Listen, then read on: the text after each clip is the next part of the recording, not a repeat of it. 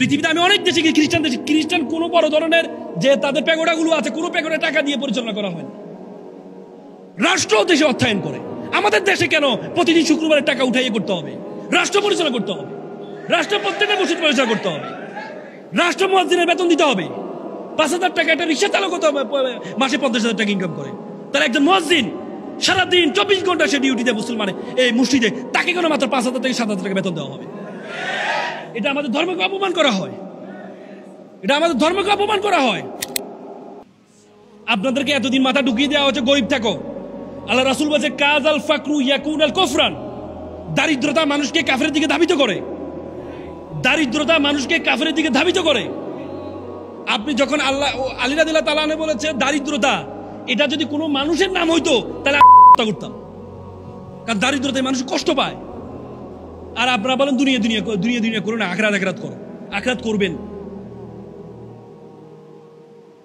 আখিরাত করবেন, কিন্তু আপনাকে দুনিয়া। আল্লাহ রাসূল কাছে একজন সাহাবা আসেন, ইয়া রাসূলুল্লাহ আমি চিকনা হয়ে যাচ্ছি, আমার একটা দোয়া পড়ে দেন।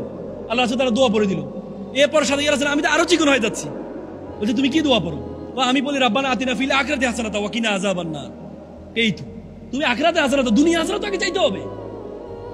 আগে তো দুনিয়ার হাসানাত চাইতে হবে, তারপরে না আখিরাতের। আগে তো তোমার দুনিয়াতে পাঠানো হইছে রে ভাই, তারপরে তোমাকে আখিরাত। পৃথিবীর যত আমাদের ইসলাম ধর্মের যত বড় ইবাদত গুলো আছে, বেশিরভাগ ইবাদত কার জন্য? টাকাওয়ালাদের জন্য। হজ কার জন্য? গরিবের জন্য। যাকাত কার জন্য? কার জন্য? কুরবানি কার জন্য? সাদকা কার জন্য? তাহলে গরিব গরিব থাকো, টাকা কাকে দিবেন?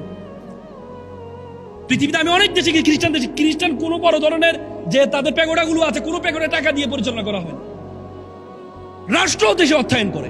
আমাদের দেশে কেন প্রতিদিন শুক্রবারের টাকা উঠাইয়ে করতে হবে?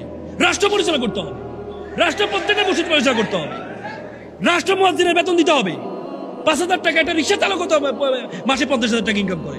তার একজন মুয়াজ্জিন সারাদিন 24 ঘন্টা সে ডিউটিতে মুসলমানে এই মসজিদে, তাকে কেন মাত্র 5,000 থেকে 7,000 টাকা বেতন দেওয়া হবে? এটা আমাদের ধর্মকে অপমান করা হয়, এটা আমাদের ধর্মকে অপমান করা হয়। আজকে এই আলেমদেরকে যারা মসজিদের ইমাম, তাদেরকে একটা প্রাইমারি স্কুলের টিচারের যেমন বেতন হবে তার চেয়ে ডাবল বেতন কাকে দিতে হবে? মসজিদের ইমাম এবং মাদ্রাসা শিক্ষকদেরকে দিতে হবে, কারণ তারাই আমাদের দেশকে তৈরি করার জন্য।